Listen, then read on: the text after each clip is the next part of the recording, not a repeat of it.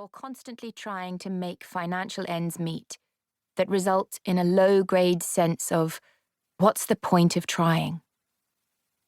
Feeling a bit crap most of the time, languishing, high-functioning anxiety, and maladaptive perfectionism are not, however, presentations that your GP will diagnose or treat. These don't fit the neat and tidy criteria in medical encyclopedias, and when your doctor asks if you've had any significant life events in the past year, the answer may well be no. So, people are left at sea in their not quite serious enough but utterly life-sapping existence.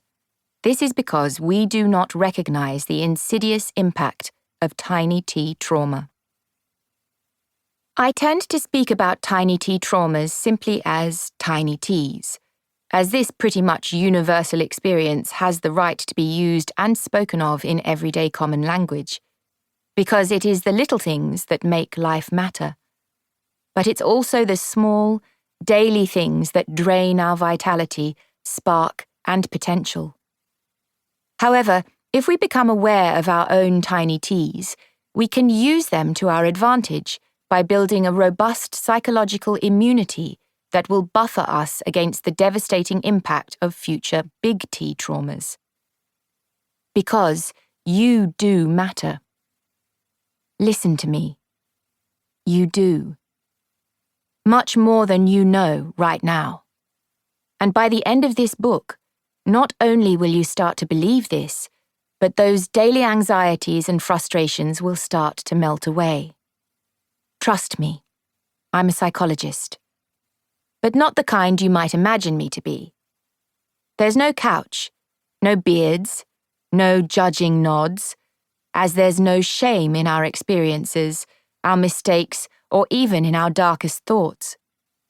This book is what I know to be true from my 20-plus years of experience in research and practice.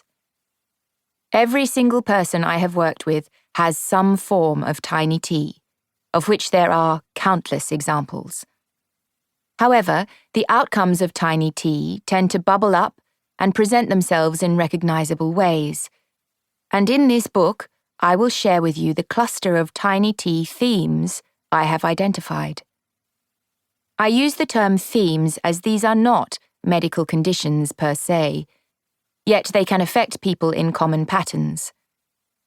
One, probably more, of these themes may be familiar to you, and you might feel like you're the only one who suffers from this.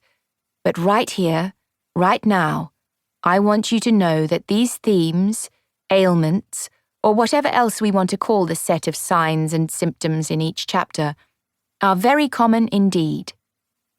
As we don't have medical definitions, I can't give you exact percentages or figures about how many people feel these ways. But I can tell you from my experience and observations, if you don't have a tiny t theme, someone you know, someone very close to you, will. When guiding you through these tiny t flashpoints, such as low-grade panic, never quite feeling good enough, and even health problems like insomnia, weight gain, and chronic fatigue, I will of course give you practical and tangible ways to grapple with these issues, so that you can take back control of your life and no longer be a slave to tiny t. It's not easy to access psychological services these days, but we do know from research that bibliotherapy, what you're doing right now, can be helpful in reducing symptoms.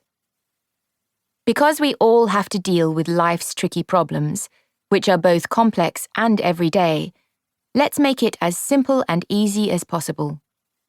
To do this, we will use my solution-focused 3-step method. The AAA approach. Step 1. Awareness. Discovering your unique constellation of tiny t and how this is affecting your lived experience in order to take control of your life. Step 2. Acceptance.